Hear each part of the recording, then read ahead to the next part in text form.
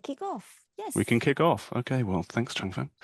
Hi all. I spoke very briefly at the last meeting, but it's good to see you all again. An absolute pleasure. So we're going to walk you through this introductory session. I know that me and the rest of the expert panel are really excited to kick this off and hear more about your projects. So hopefully this is a very rewarding journey for us all. Hopefully you can also hear me clearly because I've had some internet problems. So if at any time, Changfeng, if any time I'm breaking up, just give me a nudge and I'll just interrupt and I can hopefully try and resolve it. So we have an hour 45 in the calendar. Feels like a good amount of time. Hopefully each of the teams can fully present and we can have a really nice open dialogue at the end. So I'm going to kick off with a bit of background on why I think this group of shortlisted projects and the global challenges is so important at this particular moment in architecture and construction and development, and why I've been so excited to be part of the architecture and development team for this. We'll have some short introductions by the experts that are on the call. It might just be Jack and I, and hopefully Shira can get on by that point. Then we're going to give 10 minutes to each of the teams in turn so we can understand each other's journeys. We can actually see across the aisle, if you like, and find those comparisons and links between the challenges that we've been trying to overcome and each team's been trying to surmount, if you like. We then, what I've called impressions and dialogue, which is a sort of semi-structured questions and answer session. With some prompts that I hope allow us all to feel comfortable in sharing our opinions and our thoughts on not just our own projects, but on each other's projects. So just a little from me in terms of introduction. My background's in architectural and structural engineering, and at the end of last year, I was a lead for international development for RAMA. And that entailed local capacity building, technical capacity building, building assessments, innovation and design thinking, and the structural design of new buildings and refurbishments. Right now, I'm very much in the advocacy space for circular reuse of materials and also this broader move from sustainability to regenerative design that we are all going through, and I can see a lot of those threads in the projects that have been put forward, and that's really, really brilliant to see. I'm personally drawn and very interested in a systems level change, and what I really, really love about your projects is this idea of positive disruption of standard practice and this kind of embedded innovation, because a lot of times innovation is theoretical, and I love this is the truest application of innovation that we can see in construction today. And also, it's not just saying what doesn't work. That's super easy. It's very easy to say what's broken. It's much harder to provide a viable alternative. So I think that really needs to be celebrated. And this is from the space of futures thinking. This is Bill Sharp's 3 horizon model, which I'm sure a lot of you have already seen. And moving from left to right, we need to ask ourselves in the business as usual horizon 1, how do we get into this as usual practice? How are we in this space now that we consider to be quite damaging, and what are the cultures and the regulations and events that led us to this point in time, and what are the characteristics of that prevailing system, and why do we actually think this is why do we think it's failing? What's the actual crux of why we think the current system is failing? And again, I think that's a really interesting area of discussion and a good starting point for when you get married up with your particular expert and your particular mentor. A nice sort of big picture start of the discussion would be to consider not only the problem that you're trying to fix, but actually what the problem is in the first place and why it's there. And these questions on the right-hand side, those are kind of a good way to capture it. And what's really nice is if you look at the H2 disruptive innovation line, this dashed line, this is where this where you see it gets a bit steeper, but directly below the C. I like to think of us as this part here where we're acting. This is what the acceleration is. This is this steepening of the line as we try and supersede from horizon 1 business as usual through disruptive innovation. And so this is what I'm particularly passionate about, and what I think we can all represent and all get behind, is this idea of changing what is considered to be normal. And the term Overton window is often used in political circles, but I think it can be used across social systems as well. So, what are we doing in the developing context that is considered radical, and how are we making it becoming acceptable through amplification and validation? And all the way to the point that it's not only acceptable, but considered sensible, because you get these dual benefits of social value and lower carbon construction through bio-based materials, local community engagement, lower carbon approaches. And ultimately, hopefully, it all gets written into policy. And that's when we know we've turned a corner. And that's when we know that, all the work that we've been doing in doing things that are considered radical today was worthwhile. And then looking at the graph on the left, we are effectively these weights. We're the social tipping interventions, and the tricky part is that we're in a very damaging but very stable status quo. So we need to break a few eggs to make the omelette, so to speak. And obviously, if you look at these smaller graphs, we're in typically in quite a high social complexity situation, and that means there's greater volatility, but also a greater degree of unknown. So when we make changes to the system as we know it, we make changes to things that we didn't anticipate. And so I'm really interested to understand and hear your stories of when the resistance that you found, or maybe the accidental success stories or opportunities that have emerged. I would love to hear that from each of your projects. Super. Thank you, Scott. And it's an honor and a pleasure to be here today. I think, Scott, a lot of what you say resonates very strongly with me, not just in my current role, but also, all of my experience in architecture to date, because I took a bit of, a non-traditional path to practice. And I'm especially interested in, platform urbanism, how different sectors can do things differently, and the systems thinking approach when it comes to new ways of engaging with the built environment and design. And essentially looking at exemplars that can challenge the status quo, because, like we know, doing things the way they've always been done just because the way they've always been done is a flawed logic. And really, a lot of them don't end up on the radar of mainstream practice. But essentially what I bring to the table is experience across different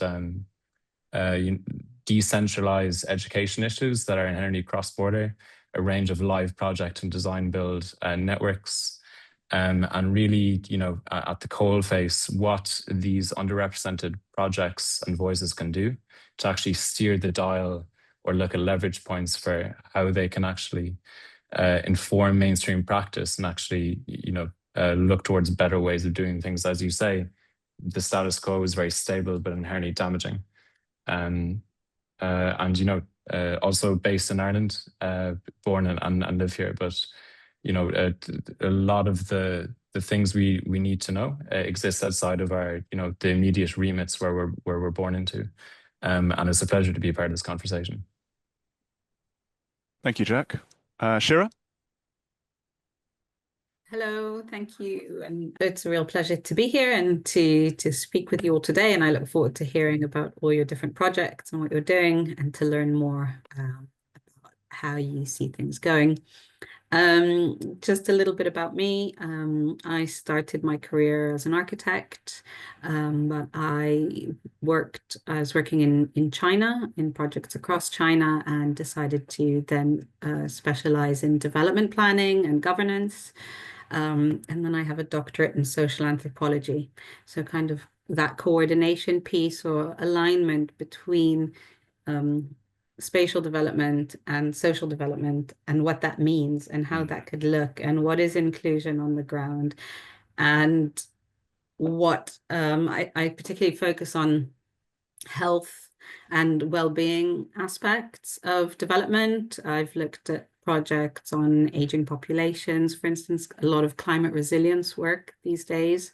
And so I do some social impact assessments, but I also work together with communities or together with stakeholder ecosystems to really drive to drive development in a way that is inclusive and is very aware of vulnerabilities. And I think that awareness could be particularly difficult, particularly important in your project, from what I've understood. So I'm just really excited to hear more about what you're doing, and yeah, happy to contribute. Thank you very much. Thank you both. We're very lucky to have you. So they send their apologies.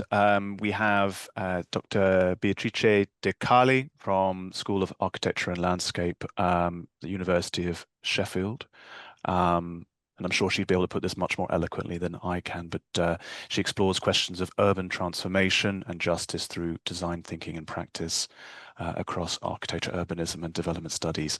And actually, since 2013, has led or co-led Architecture Sans Frontières in the UK, which I'm sure many of you are familiar with, which is a non-profit organization dedicated to co-creating fairer cities. Peter Rich, who I've yet to meet, but very exciting that he's on board. He's an award-winning South African architect, best known for his work that integrates indigenous knowledge systems, vernacular design, and community-led construction. He founded Peter Rich Architects, and seems to have dedicated his career to socially grounded and culturally resonant work across sub-Saharan Africa. So yes, fantastic, a really strong lineup, and I feel like we cover off quite a wide array of different positions and technical knowledge. So excited to see who gets married up with who in terms of the teams. And obviously we have aspirations, and we've been talking at length amongst ourselves around what we want to try and achieve and what we want to try and avoid as well, to a certain extent. We want to equip you with the tools and the language and the evidence to articulate your impact clearly. We want to, help raise support and legitimacy of your projects, reflect, refine, and deepen what you're already doing. So it's not about reinventing your projects, but possibly just a fresh perspective and a new platform. And I suppose it's not just about being kind of investment ready. And I think one of the questions came up in the previous meeting about investment. That's not to say it's not important, but I think we want to take a slightly broader look than just what investors might want to see from your projects. And I think, we don't want to assume or second guess your project or your mission. So I think from my perspective, I want to try and bring the sort of 2 ears and 1 mouth approach, as I call it, which is to listen first and try and take on board all the different perspectives that you've already collected and collated to get to this point in your projects. And ultimately, it's about, we want to give you every chance to succeed, and whatever that success might look like. And in terms of the sort of the value to you and what you'll walk away with, I'm not sure how many of you have been through a theory of change before or used theory of change as a framework. I know a few of us in the expert group have. And I think we thought it would be very effective here. Don't worry about what it is right now. I probably can't succinctly explain it, but I'll show you an example of one of the worksheets that we'll be using at a slightly later stage in the accelerator to give shape to our conversation, so they're not too freewheeling and open-ended, which can, I think, kind of lead to sort of poor outcomes. You already provided me some primary sustainability indicators, and we'll kind of explore and explode on that a little bit. We're going to use the visual storytelling support that Architecture and Development is already going to be providing you through being shortlisted. And what we hope to offer you at the end of it is this quote and data pairing. And I wanted to show you that a little bit more tangibly. What we mean by that is that when we talked about, and we had a lot of discussions about this prior to this launch, when we talked about the sort of narrative side of things and the data side of things, it became increasingly clear that they needed to be married together. One couldn't stand without the other, and this is why the theory of change needed to think in terms of qualitative and quantitative outputs, if you like. So I've got eco prefab here. It's not taking favorites, but I just wanted to show you as an example of what that might look like. And again, ignore the 4.2 tons as a figure. This is just speculative, but it's sort of saying each eco prefab classroom saves 4.2 tons of CO2 and takes 40% less time to build than conventional models. So those two embedded pieces of data are based on something that's been collected from site, and it might be some data that you've already collected, that you've already got knowledge of or understanding of, or something that we can help shape a data collection phase for. And then we move on to talk about, we're supporting local eucalyptus and pine growers, training carpenters in prefabrication, and then the value, the deep value, which is that it offers this replicable alternative for school infrastructure.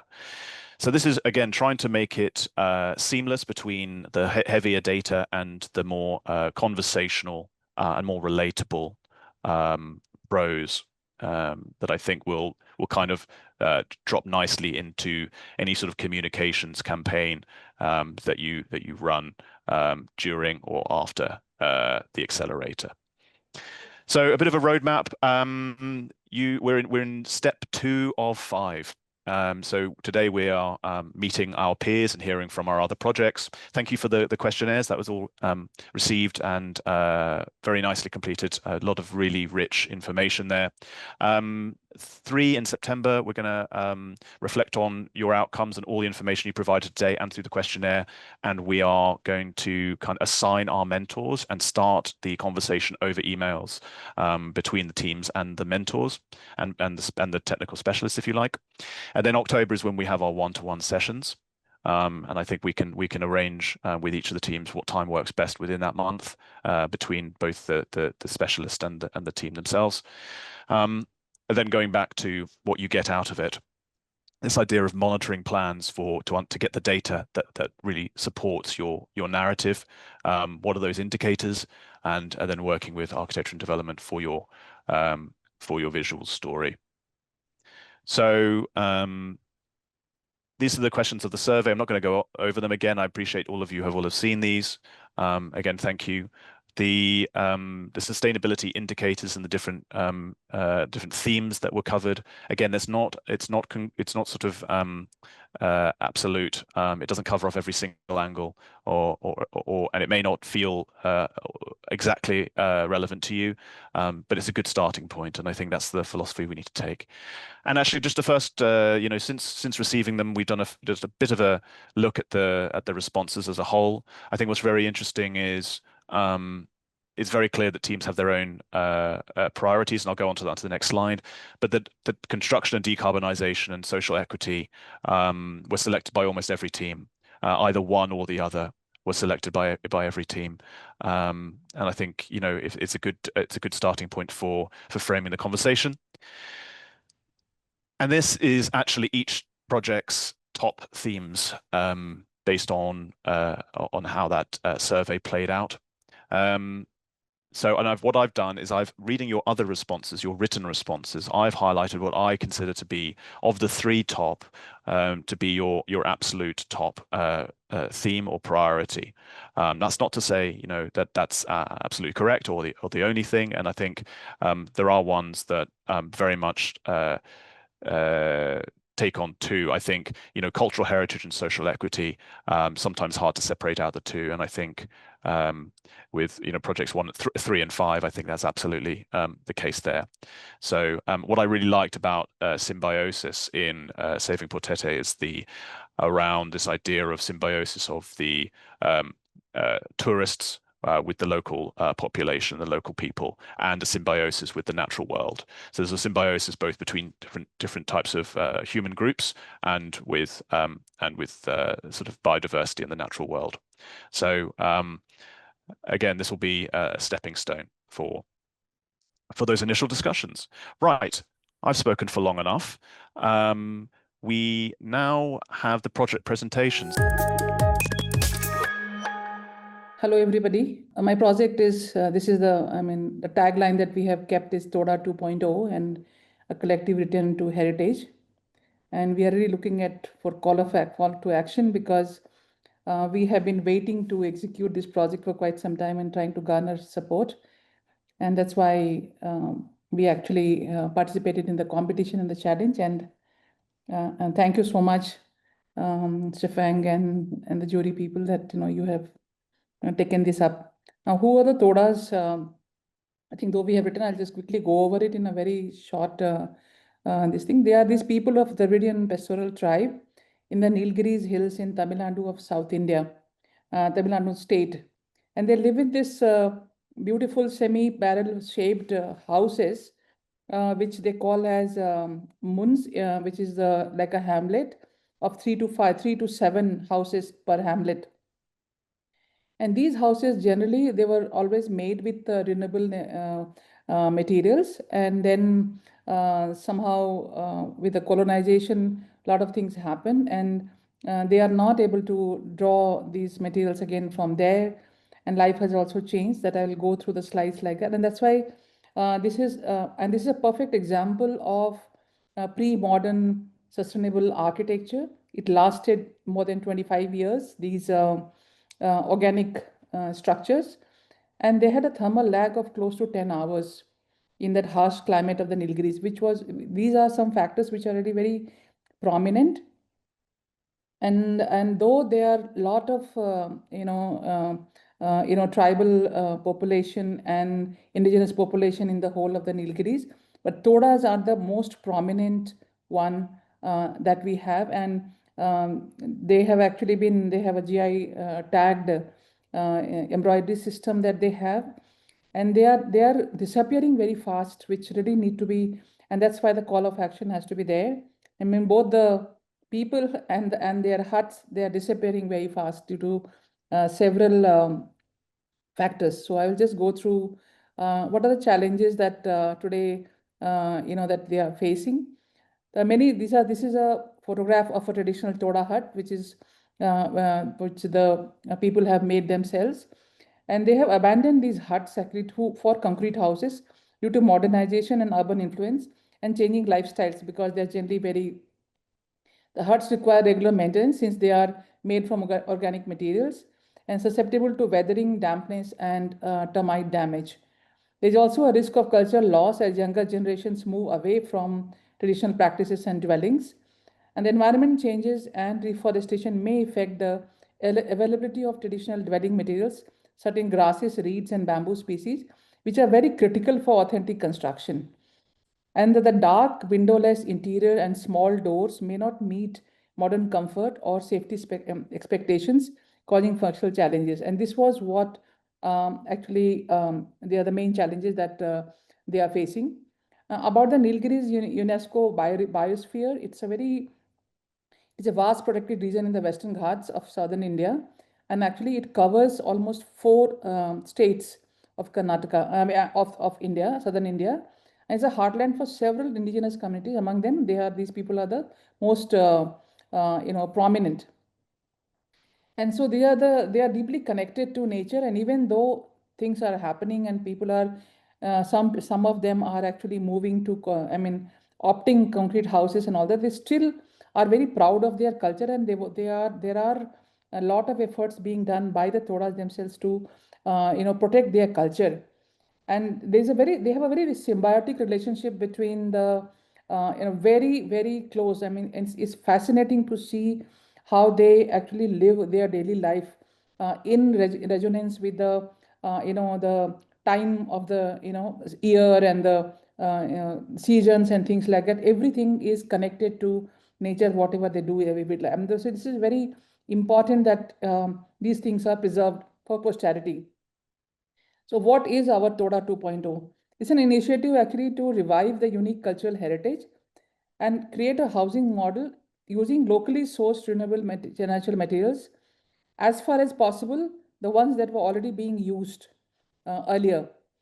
And our traditional building techniques also we are trying to blend with modern amenities like electricity, sanitation, and other things, ventilation.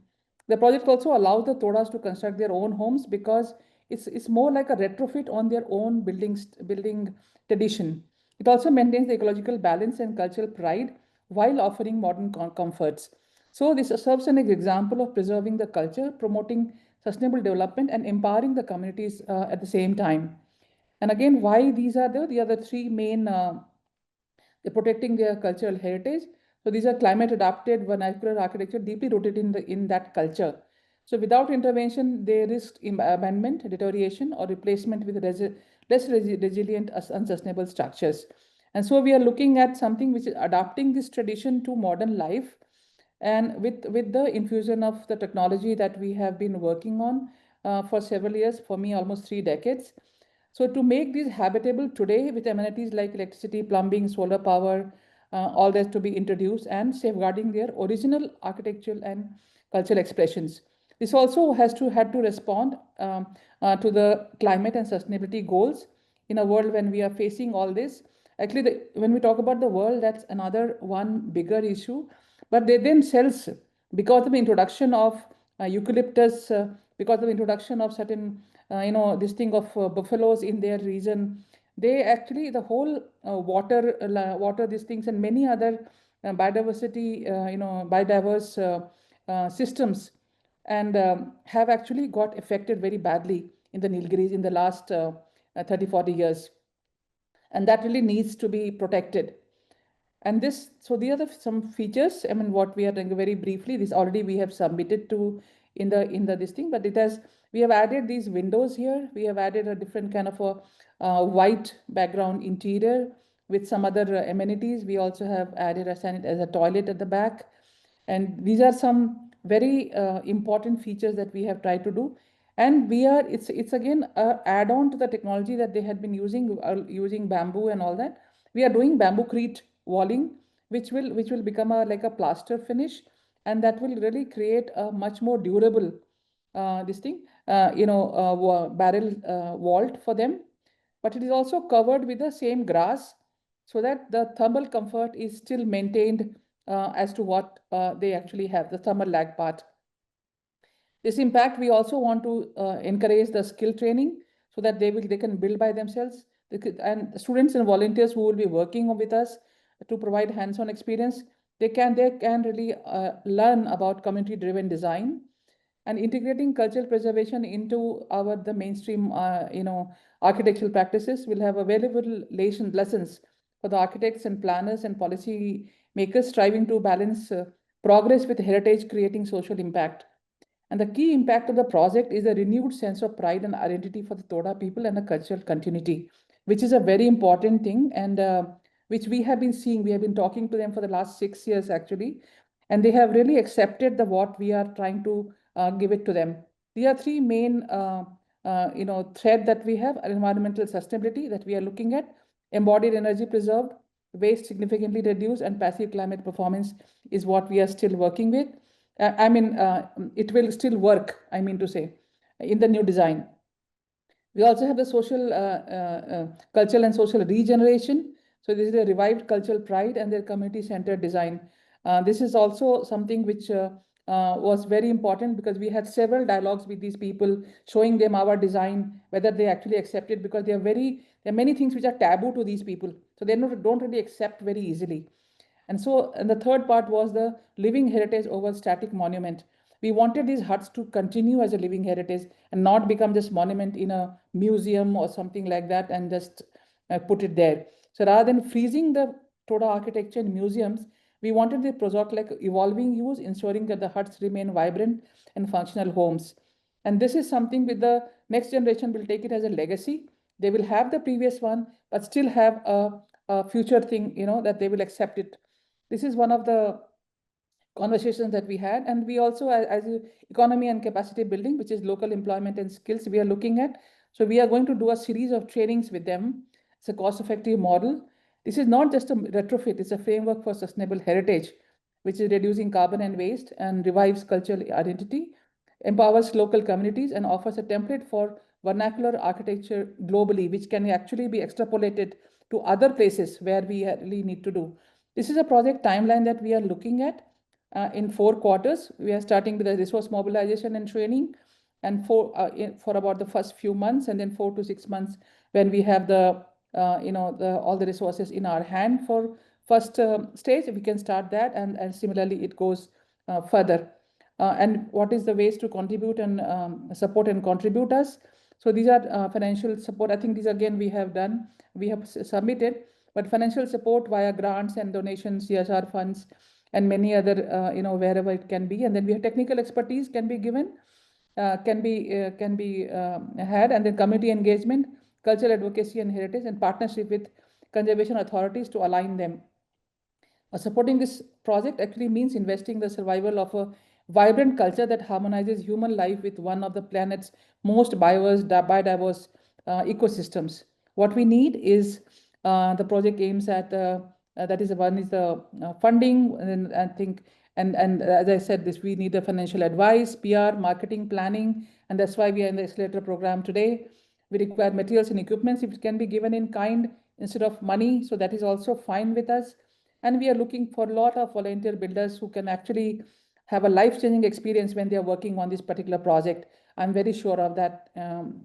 Supporters we are looking for, that we are deeply, this is preserving cultural heritage, and these need supporters these are the kind of people that we are looking at. Corporate CSR, non-profit organization, foundations, financial assistance specifically for heritage conservation projects, people who believe in long-term cultural revival and environmental stewardship within UNESCO heritage sites. And this is a project which is very vital to preserve this. And it sets a scalable model that can be adapted for indigenous communities across India and globally, helping protect diverse heritages while fostering sustainable development. Its success will strengthen the global movement for safeguarding cultural identity and alongside environmental conservation. This is about CGBMT. We are founded in 2004. We are done. I'm done with my my design ethos. And thank you very much. Thank you so much. Time to take action collectively with all of you. Thank you so much for the opportunity. So this is Eco Prefab by Local Works. It's prefabricated low carbon schools in East Africa. Local Works is a design and build collaborative in East Africa, and we have been in the industry for over 2 decades, and we're at a level where we want to scale up our experience for increased impact, and that's the team in the picture. So in the pictures you see on your screen right now, these are schools built by Local Works over the past 12 years. And we built these schools for more than 10,000 children, mostly in the rural areas. And in all these projects, we have used local materials and we have made sure we apply passive design principles. All these schools truly are beautiful, very contextual, but over time, we realized that there's 2 significant weaknesses in all of these. And one of them is that they took very long to be built up to and over 18 months. And they were also very expensive and could not serve as a scalable model for the region. Just to give you some context, in Uganda, an estimated 1.6 million children do not go to school. And this is a stat by UNICEF. And the problem is poverty and lack of classroom infrastructure. And then there's an estimate by Enabel that suggests a shortage of 8,000 schools in Uganda. And yet in the graphic above, you'll see that there's a backlog of 8,000 schools, and yet the population growth is going to increase drastically in the next 5 years. And then in these pictures, you'll see the current state of the classrooms in Uganda in a very bad condition. They're overcrowded. They use very conventional materials that have high energy and contribute to the climate crisis and deforestation. They're poorly designed with very little natural ventilation or daylight, and they easily fail. But on the other hand, Uganda has successfully created a vibrant commercial forestry sector. And it's so successful in that we have a surplus production of 14.8 million cubic meters against 3.8 million. And the only way to combat this overproduction or this surplus production is by creating a similarly vibrant wood processing industry, for which the construction of public infrastructure presents a very golden opportunity. There's also 3 problems that Eco Prefab addresses. One of them is the fact that 38% of global carbon emissions are contributed by construction and operation of buildings. The second one is that East Africa is part of the Paris Agreement, and that means that we're supposed to reduce our greenhouse gases by 25% by 2030. And that means we need a durable, low-carbon prefabrication system that can easily be scaled up. And that's how eco-prefab comes into the eco-prefab is made of lightweight steel timber composite frames, as you can see in that picture. And it comes with prefabricated wall panels, roof panels made by eucalyptus and pine. And then it's finished with maintenance-friendly pigmented lime plaster, as you can see in those pictures. The result of that is a 75% lower carbon footprint when compared to conventional construction methods. And the building generally doesn't look like a typical timber structure or temporary prefabs. It's very durable and comfortable, and it creates a very ambient learning environment for the students. In the wall panels, the wall panels are made of pine, and then the trusses are made of eucalyptus. And then these are made in a controlled factory environment and then inserted into a steel frame. And they sit on a concrete plinth to prevent moisture-related issues. And then we use a lot of regenerative materials like stone for the foundations, lime and sawdust in the wall panels. And this results into ultra-low carbon buildings. They're built very quickly and more affordably, eliminating extensive and costly supervision during the process of construction. As I said before, the foundations are made of stone, and the wall panels sit on mass concrete upstands with steel spacers to protect the walls from the rising dampness. The walls are treated wood panels with pressed sawdust lime blocks and a timber plank finish. Then the roofs are corrugated zinc owl roof sheets on eucalyptus trusses and purlins with PVC gutters. For the floors, we apply a thin layer of smooth floated structural concrete on a hardcore bed. Then for the doors and the windows, we have a steel framed shutter filled with eucalyptus planks, and we have no glass in them. So all the timber, all the pine and the eucalyptus we use for the roof trusses and the cladding is FSC certified and is treated in a combination of boric acid or DOT solution. And then this boron-based insecticide, it helps with mold and termite control, but also as a fire retardant. And then when encapsulated in lime plaster, it remains efficient for decades. And in addition to that, it creates a 2-hour fire resistance exceeding the 60-minute required by the building code. In the graphic to your left, this shows the number of trees that go into creating just one classroom. So we have about 5.6 eucalyptus trees going into the trusses, and then 2.2 pine trees going into the wall panels for just one singular classroom.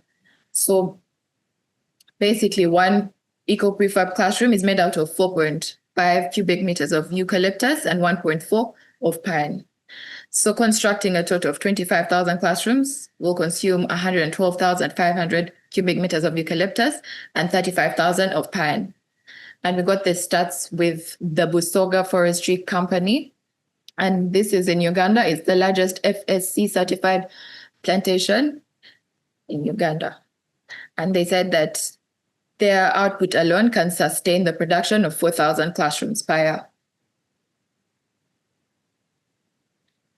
On this page, we have the typical typologies of an eco-prefab school. We have the classrooms, the teachers' housing, the administration block, the kitchen, and the toilet block. So we have 3 configurations for the classrooms, two classrooms, 3, and 2 with an outdoor teaching space that's covered. Then 2 junior teachers housing that provides 4 and 6 units at 30 square meters, and then 2 double senior teachers units at 45 square meters. And then the kitchen and the toilet are available, but with an optional biodigester to handle human waste and reduce the use of firewood. The good thing about the eco prefab classroom is that it is 5% lower than the typical Ministry of Education constructed classroom. This saving is higher when you account for the amount of time you take in construction and a lower maintenance cost. And the ease of delivery and speed of construction are primarily the most important advantages of prefabrication. And one typical eco prefab building can be completed within 5 months from fabrication up to finishing of the walls and plastering and the floors.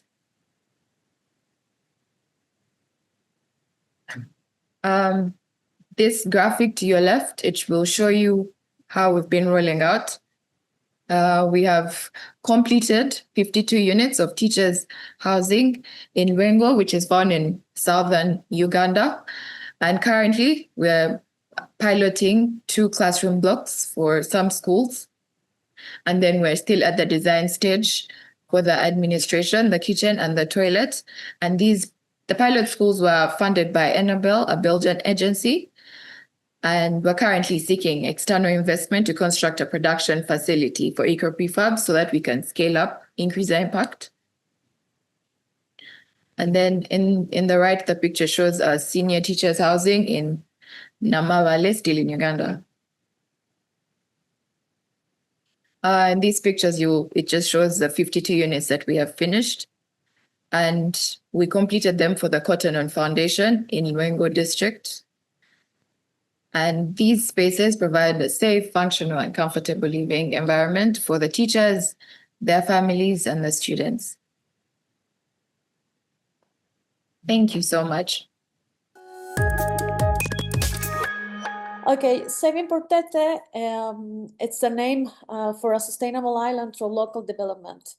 We are working with a team like 5 years ago, after the earthquake of 2016, where the people were displacement from this island to the continent, and now nowadays they live in the houses that government give us, but without any thermal comfort, with any water, and we have a difficult way to live now. So since 5 years ago, we've been there and work with the people and how they go back to live in the island with the different way to live, with a sustainable live. So after that, we was thinking about how if they use again the bamboo, all the materials that they already have around the area, and all the materials that are actually really eco-friendly and sustainable, but they respond that these materials is for poor people. So in this case, we for that we made some like workshops with the community to understand the materials and to understand how they can build their own houses again, how they can have a renewal and energy, and how they can develop the tourism in the island, because all the island live from tourism. But after the earthquake, they already lost everything, even the work.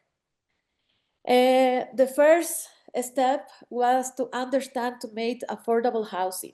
So we work with the community to understand what is the sizes, how they live, and how we can make a house, cheaper house, and that combine these materials that they already have in the community, and then we made kind of a school with the girls and boys, younger people that can understand how to build with these materials, because all people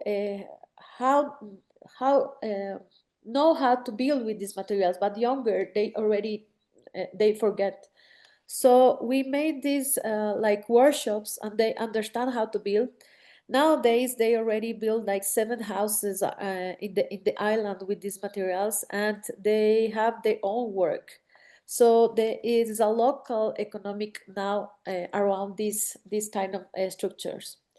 After that, we understand the importance that made these houses sustainable with the renewable energy. And these houses give us tourism too, because they already rent for tourism, a community tourism. So we try to, they came to the island and they have their work building and give the service to the tourists. This is one of the images that you can see, because after these 5 years, we get done the first step, that is sustainable housing. Nowadays, we are in the step to make equipment. And this is equipment, it's something that with the community, we are talking about what is the most important for community. And there are spaces that can give the opportunity to build more projects. And this idea of sustainable is, it's not just the housing, and it's for clean the manglar. This is the picture that you can see how everything come together. Like this is a sport court with bamboo. What we try to show is that the community can build a bigger structure with the same ideas of the housing. And these are nowadays, these houses are part of the tourism and the houses of the community. And the idea now is to make this the whole infrastructure in the islands, but this community housing for make more projects and organization. As you see, and this we are from the Pacific Ocean, but behind we have the mangrove. So it's really important to just treat the water, and all the houses have biodigester, and all the houses have now filters, and all this is kind of a school from them, because they are really far from this information, even what is a solar panel. So nowadays, for that, we are sharing with different platforms this, and we found, sorry, I don't know what happened. We have some funding. This is more for make like playgrounds, for make the dog for enter to the island. This is really big. Sorry, I don't know what it's. And make this as we talk with the people, like the sustainable island. So this is the idea. Nowadays we are built all you see in this image. I don't have the picture now, sorry, but everything you see it's already done. What else the problem that we find? It's like even the half of the island is involved to the project because they build it.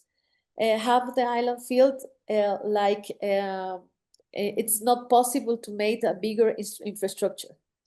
They trusted the material for a small structure or housing, but nowadays we try to with the workshops and the design and the other specialists to understand that it's possible, and they believe that can have a more bigger equipment. They are already compromised with the project, and we think that it's a long-term project, and our idea is like it could be complete.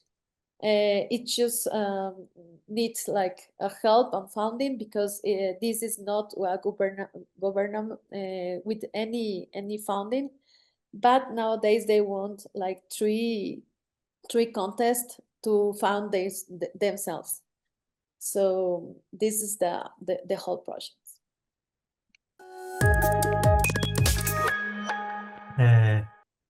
We have prepared a presentation with a well-defined structure and ask for your permission to read it, as this makes us more comfortable due to our English not being so proficient. So sorry about our English. Location. We will connect the various themes and images, starting with the location, with the questions raised by the AG organization. So, what problem are you addressing? What factors contribute to this problem? Here we locate some of our projects across Brazil. Our relationship with the indigenous village in Espírito Santo goes back a long time, since 2017. They are among our first major projects recently built. Carol?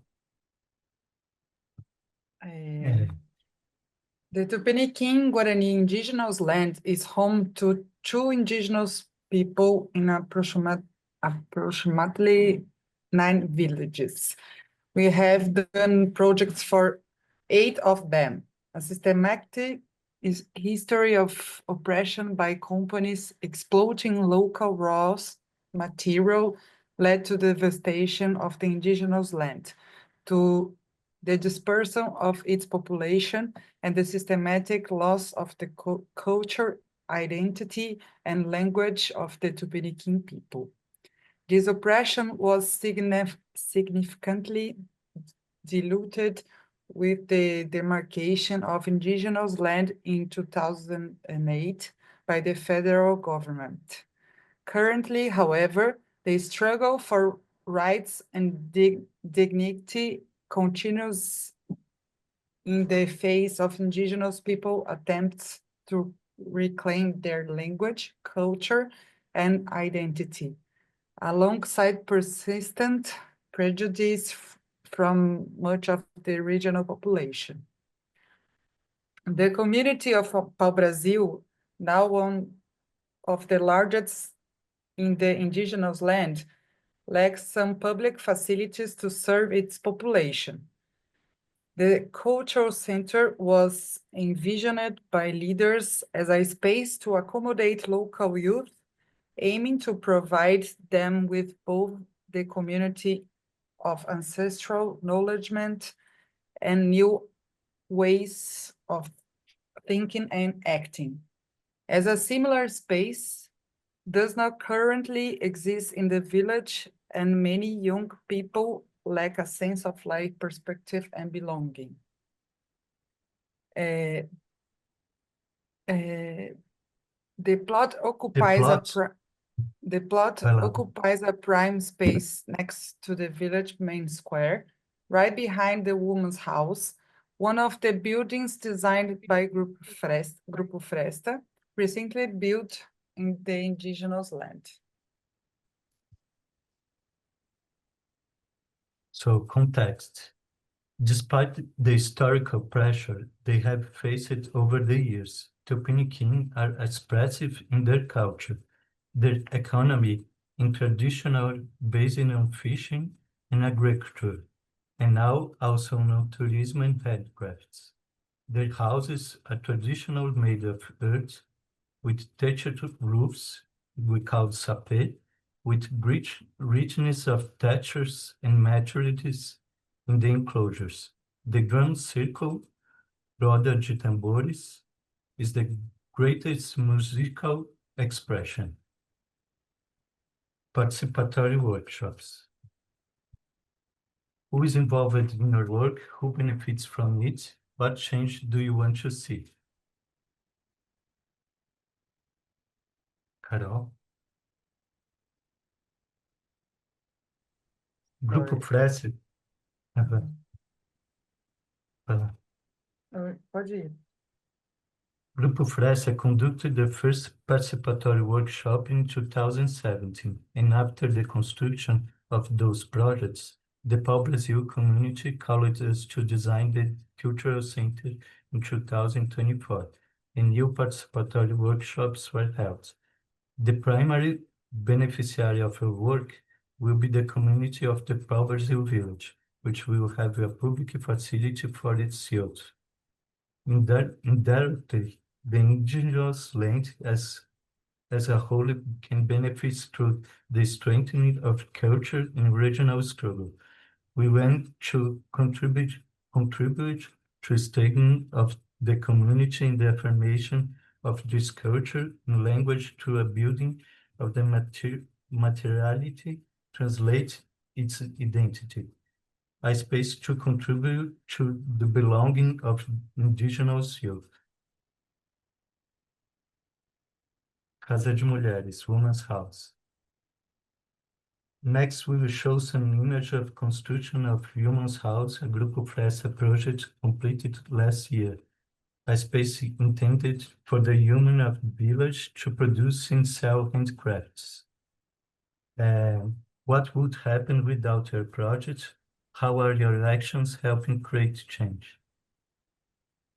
Architecture itself changes nothing alone, but it contributes by providing the tools and infrastructure for a more just and balanced society. Through a definite and adequate space in the new cultural center, the village youth will have better conditions to gather, strengthen their culture and their struggle.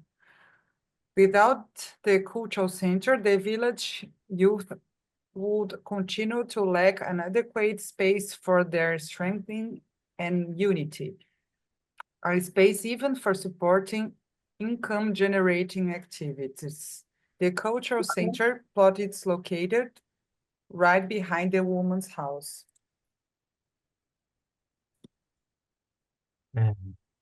So, the new round building faces the main square of the village, alongside other important public buildings like the Women's House, seeking to channel the flows from the squares passing under the verandas of the construction toward the center of the new round building. The diversity of roofs, volumes, and materiality seeks to express the local identity and is the result of democratic debate from the participatory workshops, aiming to valorize the Tupiniquim past through the empowerment of indigenous youth. The main activities take place in this central multifunctional space, permeable to the public through meetings, presentations, and exhibitions, while the older perimeter houses modular environmental with more enclosed and restricted functions. Instrument room, audiovisual production, exhibition support, bathrooms, and small kitchen. We measure that impact our activities based on the joint design process with the community. The architecture will be the result of a much larger process, which involves belonging, culture strengthening, collective planning, etc. We envision the recovery and strengthening of Tupiniquim culture through the cultural expression of its youth. The persistence of cultural expressions like the drum circle, the valorization of indigenous communities by the non-indigenous population from the surrounding area visiting the village and respecting local diversity. We envision contributing to the education and income of youth people through audiovisual production and tourism-related activities. We envision the strengthening of the indigenous struggle for reforestation of their territory.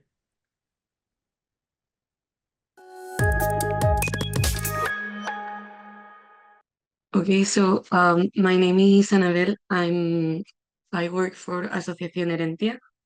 Erentia is an architecture studio, but it also has a non-profit association from which we are proposing this project. So I'm going to put you a bit in context of the place that we're working on. The project is in Cuba, in the province of Pinar del Río, in the municipality of Viñales, and more specifically in El Valle del Palmarito, which is a place that is a UNESCO heritage protected.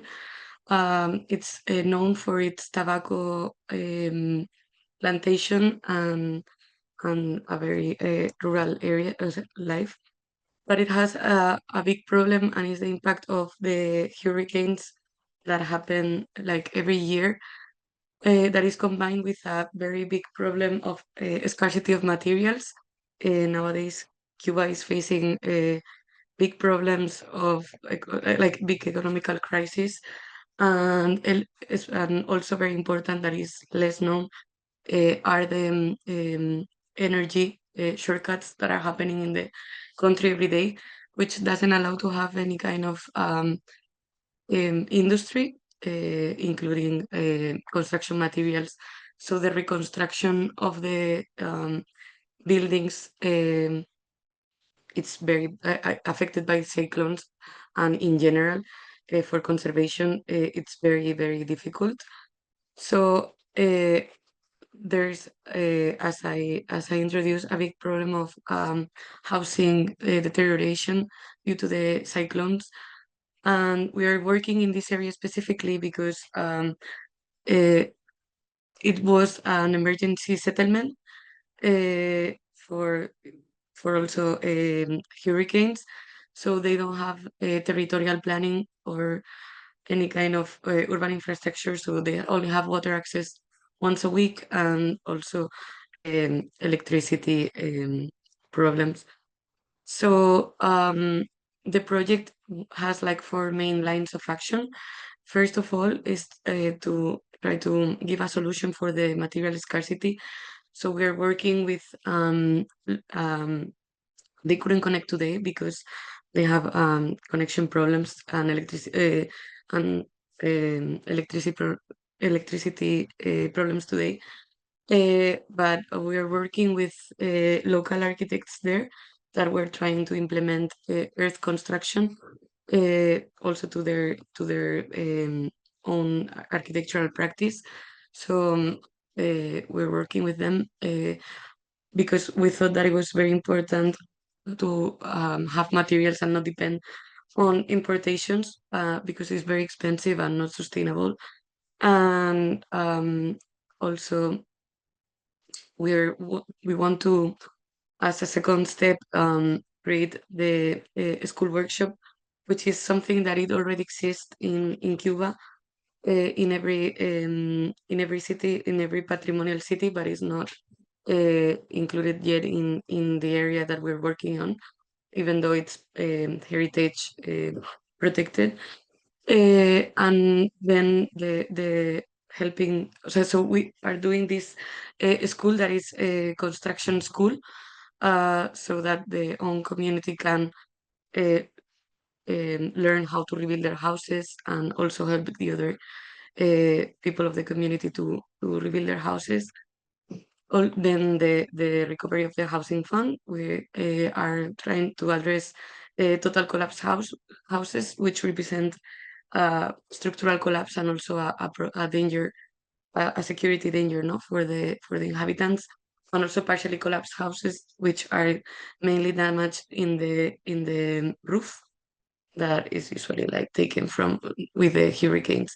And then we're working with local authorities to develop like an integral development plan, so that we can include this school workshop with other kind of uses, so that they can develop like other economical activities.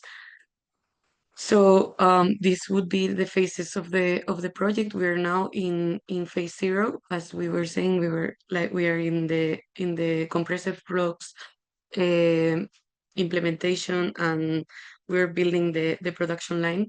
And the first step that we want to before implementing this earth construction in the houses, we wanted to create to have like a test for the material and the behavior of it in this specific climate, and also like a way of implementing, not implementing, sorry, of connecting with the community in a more like communitary space. So we're doing an extra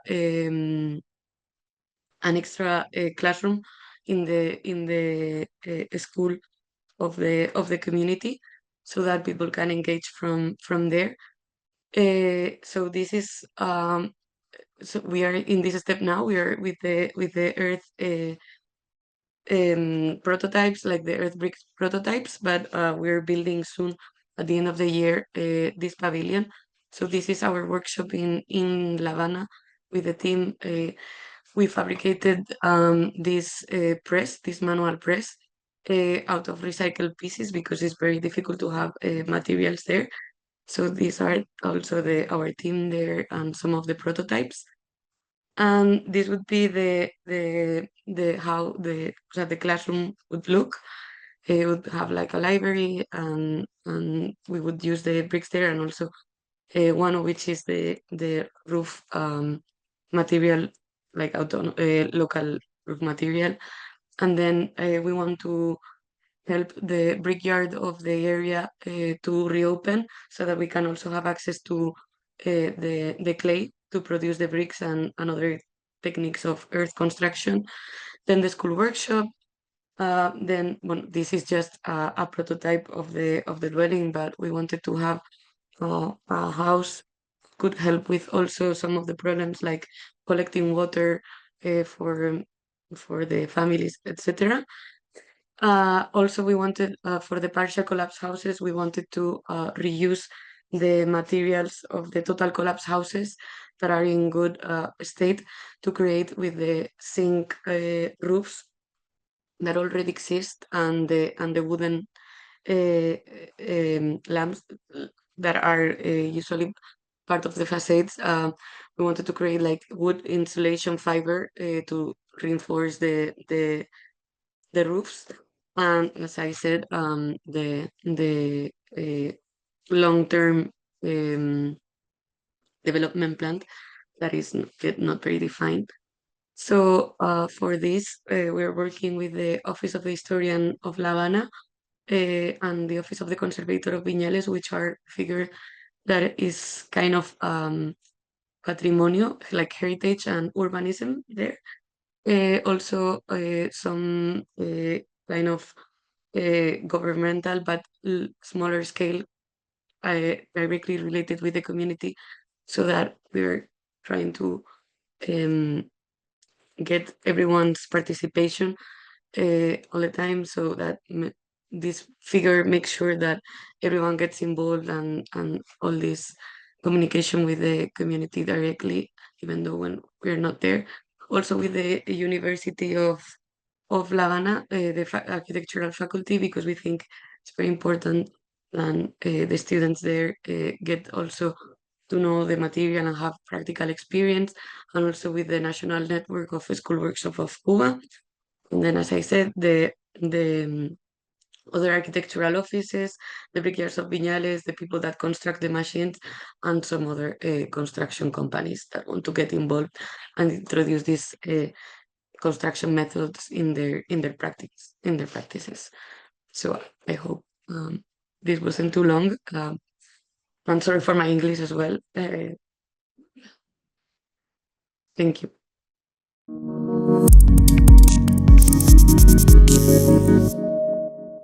On TODA 2.0, there was a phrase used that I loved, which was living heritage, not static.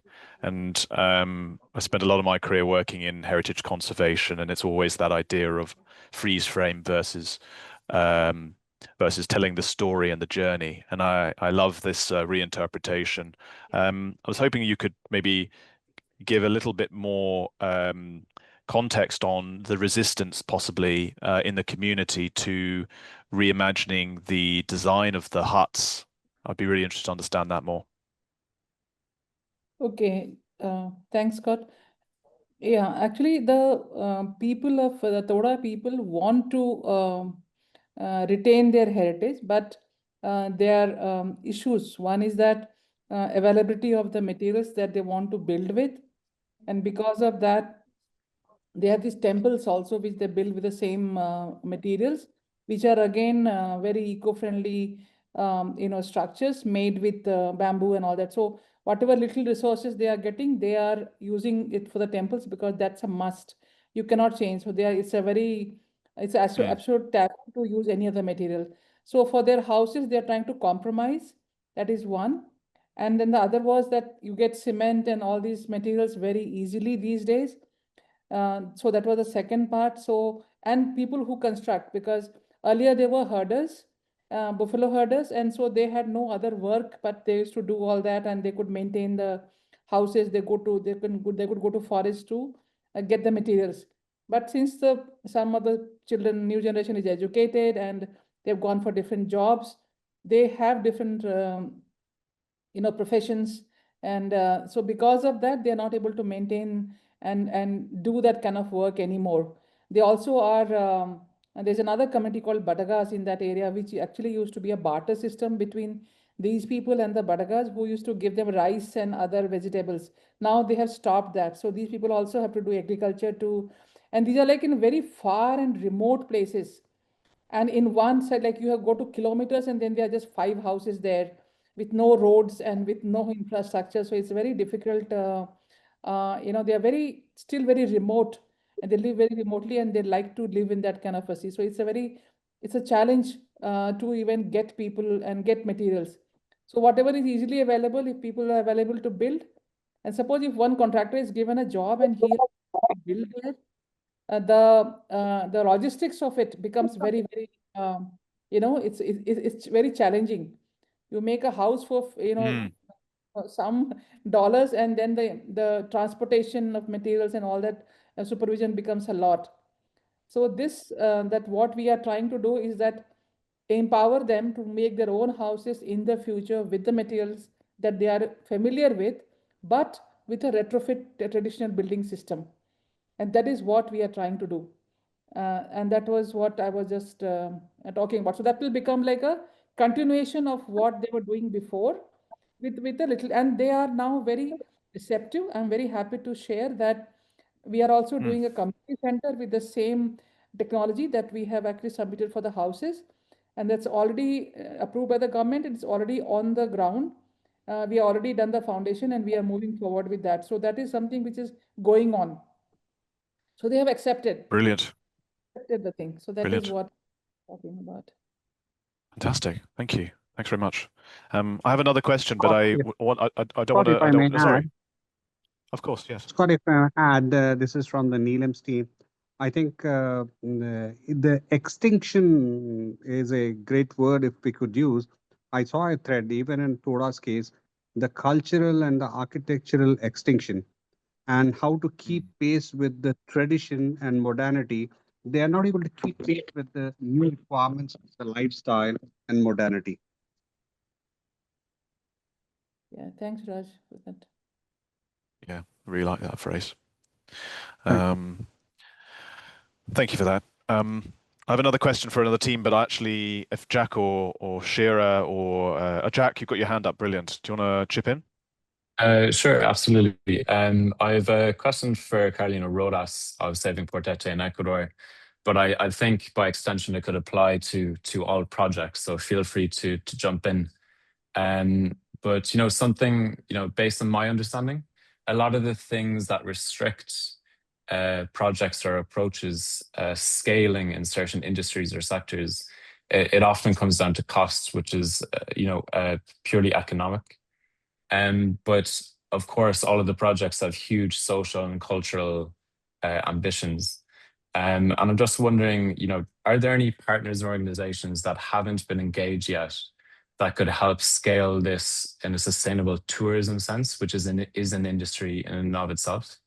And what do you think are the most important things to measure for it to scale in sustainable tourism? Because it's a very big industry and is bigger than any one person or one organization. you want me to answer? I can.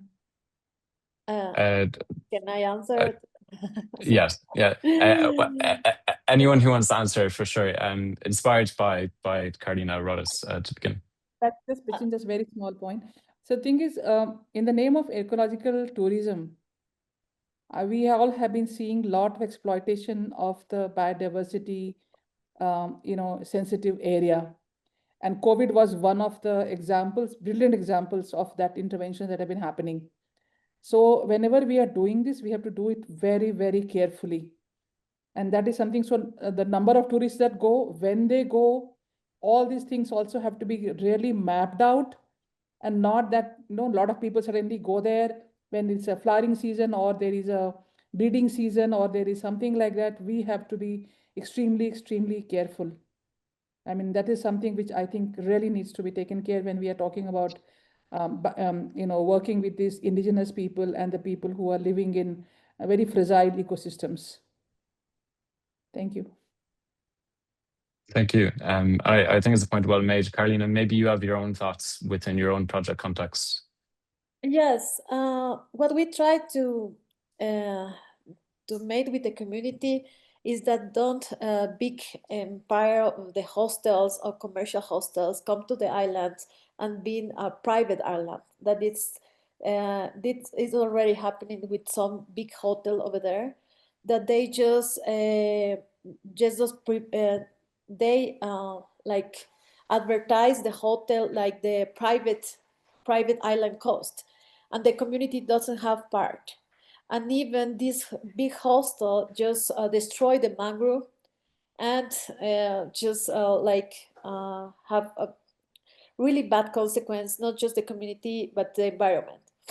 So at the community around, it's a economical, like it's a poor people, I have to say it. Like the income, it comes to the sell food or give the or be a employee of these big hotels, but they understand that the small scale tourism can help to themselves in their own houses with the really nice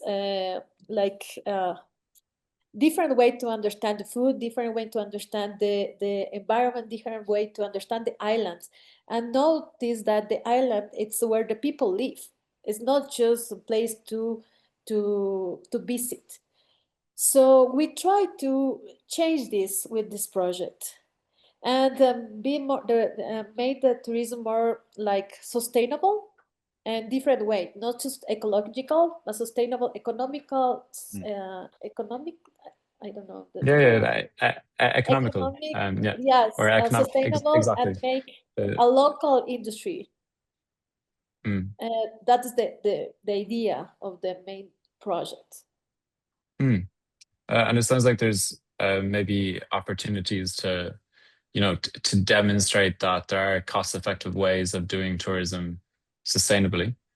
And when you demonstrate something, you can also point to it, and then it becomes a lot more achievable. So there's a huge amount of value in that, especially the long-term approach you're taking with the development over time. Yes, Yeah. we have 5 years in that, Scott? and nowadays the people believe in that. There's something that Carolina said that stuck with me. I think I got this right. You said that you give people the spaces to design and build more projects, and there's this idea of you being the seed or the catalyst for and allowing community to ultimately take over your work and not having to hold it too tightly. And so it's ownership, but it's not just theoretical ownership. It's how are they going to own that in practice? Can they actually do this after we are gone? And I really loved that. I love that. Oh, sorry, Shira, but just want to address, maybe you're addressing the same issue, is I have to think about the community stewardship and also eventually the governance, because economic power, it's going to take over. So in big cities, eventually investors comes, speculations, and then they will just get rid of what existed and what have been, you know, who have been there, and it happened all the time. But now I would like to invite Shira, because for us, we are not going to discuss right now, but I think these are very interesting aspects, I think, for a lot of our projects today. Yeah, absolutely. Thank you. I agree with that point on stewardship and also capacity building, I think. And what capacities are we talking about? Are we talking about skills in procurement, relationships that are growing out of this, visibility and recognition? What is it that you're talking about? And I think all the projects are so inspiring and beautiful. So I just want to say, you know, I feel humbled by all the work that you guys have done. But I think you guys, when you present, you are presenting as architects. And it's a problem because your audience is not architects. And I think you're burying the lead. You are losing yourselves in the narrative of what you've done. And so this is for all of you. And I think some of you, you know, you each presented in different ways, and there was strengths and weaknesses in each of the presentations, and we can go into it or not. But I think put yourself in the position of an investor who's putting money into this, who needs to be able to go back and convince somebody that this is a good idea. And they want to be able to say, look, we've got our targets. We want to do, you know, we're putting X amount into philanthropy. We're putting this amount into development. Or, you know, they have their ESG goals or something. There's a reason why they're investing. And now you have to link to that. You have to connect to your audience. And I think that right now, what I would encourage you to do is a few different exercises with yourself. So first of all, if you were telling this to a 4-year-old, what would it look like? What would the story be? Simplify your narratives, because your audience will not necessarily stay with you the length of the way. And if the beautiful quotes or the good ideas or the impacts are buried in there, they might lose them. You know, they won't necessarily be able to follow. So I think really think about who's gaining what. What is the problem? What is the challenge? How are you meeting the challenge? If 1.6 million children don't go to school in Uganda, what percentage of the children in Uganda don't go to school? Which means that so far you have managed to reach 10,000 children, which is amazing. What is the opportunity to scale up? If you're giving me all these numbers, then where is the opportunity space here? And you know, because we can see the forestry, you know, that was really compelling, the story about forestry, but then how does it link back to what you're saying?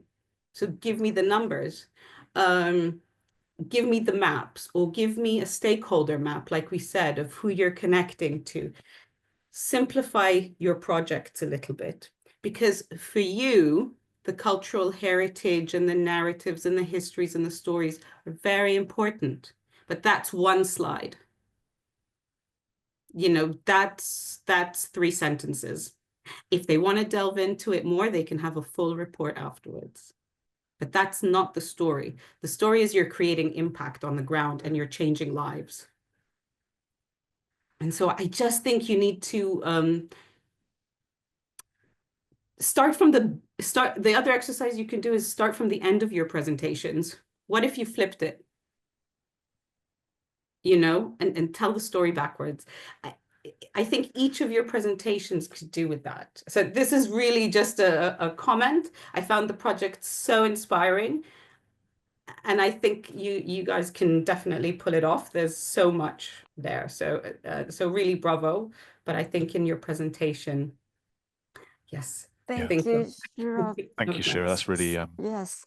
And Scott, actually, in the roadmap and to all the finalist teams, I think I mentioned in the brief from the beginning that there will be a review session And there we have other experts on board, and you're going to really give a pitch presentation. So it's actually a kind of simulation that you're going to pitch your project to, don't talk about investors, but just future partners.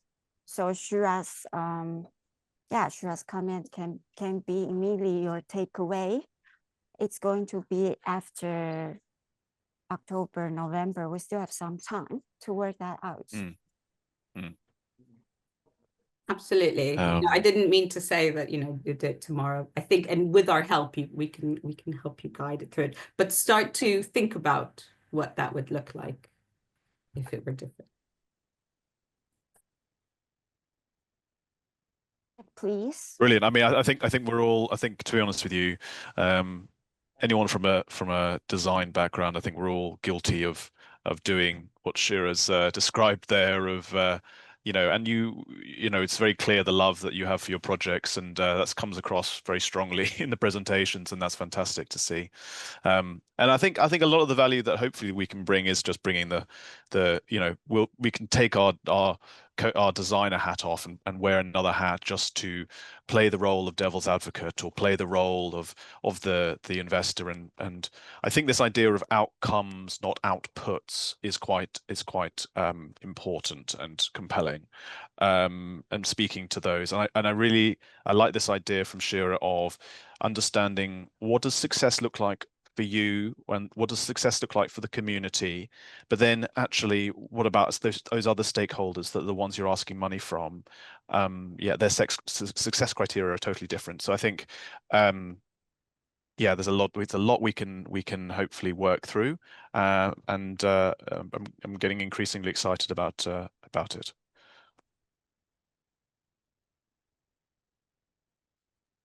We have 5 minutes, and I see Jack raised hand, but please, and then I don't know if we have more space for questions. Sure, no problem at all, and I appreciate as well as it's an open floor to everyone on this call to also share questions and insights and discussion. So I don't want it to feel very one way, but it's interesting that different sectors work differently. And it could be the most impactful socially oriented project in the world, but if the audience cares about something that's environmental or economic, not social, cultural, then it's you need to rephrase or recast what's being communicated. But a good simple question can often be, at the end of the project, how do you know it worked, and what do you need to measure to show that it worked? And it's just very good to think, how you do that. Whether it's a local authority that might have their own planning regulations for different types of installation, or maybe it's a sustainable tourism industry that exclusively cares about cost effectiveness. But you could design in more, vernacular or culturally ingrained approaches. Or maybe it's expanding training programs, and how can you demonstrate a social return on that investment for the community and even national government, if that is the scale that you are looking at. And you can make claims for all of this, but there's the nice thing about it is that these things are they can all be learned. And the projects are bigger than themselves, and I think a lot of the impacts you seek to measure are not material. So it's interesting to think now at this stage what that looks like.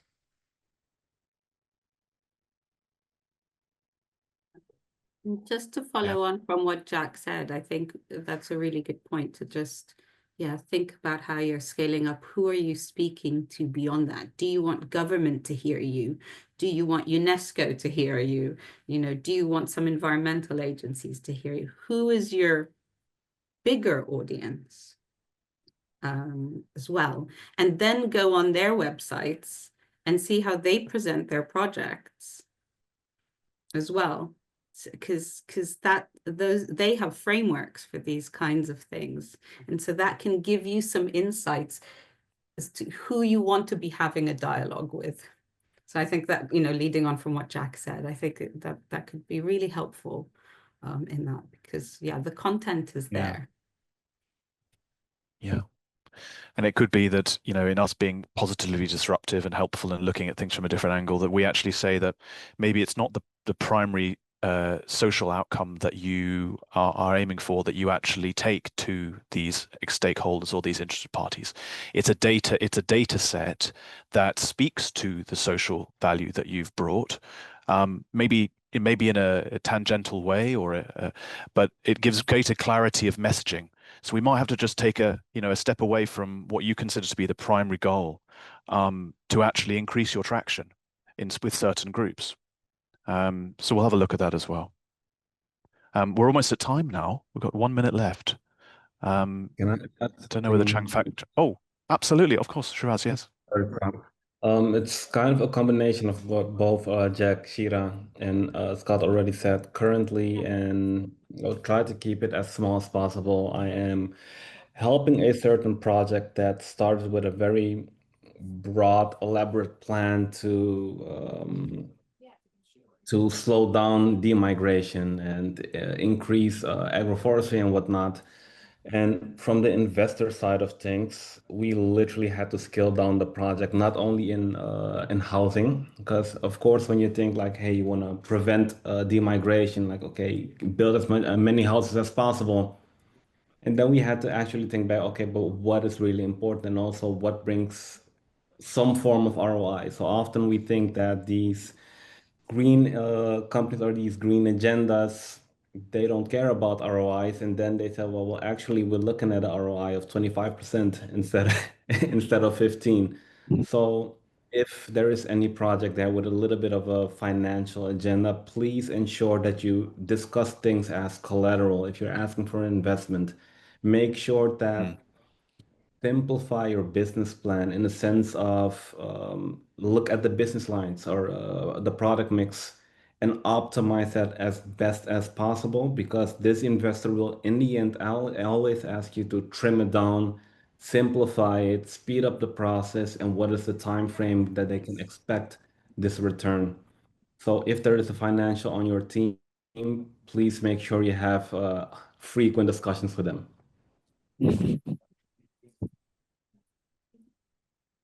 Spot on. Yeah, absolutely.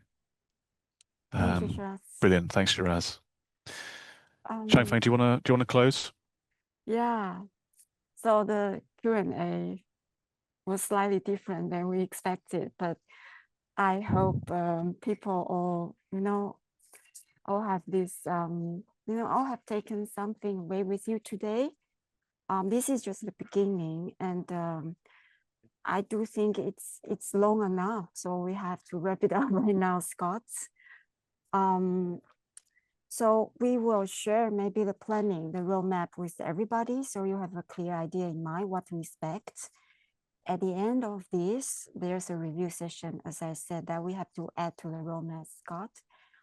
And then we are going to see internally how we are going to divide the teams and how we are going to match our expert with your teams.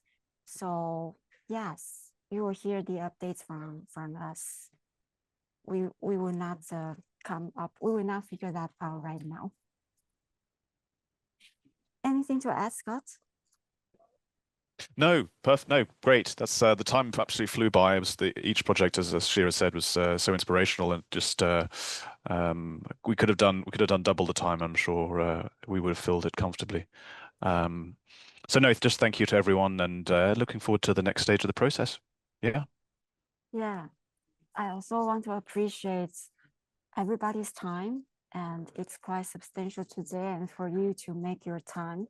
Some of you have to really change your planning. Thank you so much. We stay in touch via email for the next steps. Thank you. Thank you, everyone. Thank you very much. Thank you. Bye. Thank you. Bye-bye. Thank you.